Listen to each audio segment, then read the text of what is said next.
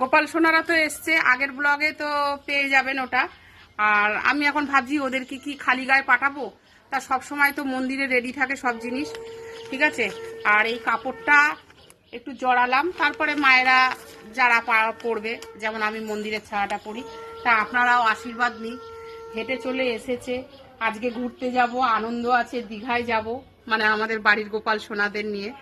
আর ইনিও কোনো মন্দিরের এক সোনা, মানে সবাইকে ডাকছে ঘুরতে যাবে, তা সব সাজিয়ে গুজিয়ে দিলাম। কেমন হয়েছে বন্ধুরা বলো, যে তোমরাও কি এই গোপাল সোনার আশীর্বাদ পেতে চাও? কিন্তু বললে হবে না, আমাদের বাড়ি আছে, ভিডিও করে দেখাতে হবে আমার মতন। এটা নিয়ে দুবার হলো, একবার দক্ষিণেশ্বর থেকে এসেছিল, কারণ স্বয়ং বিরাজমান। আমি দেবার কে, উনি নিচ্ছে আমি দিচ্ছি, তাই না?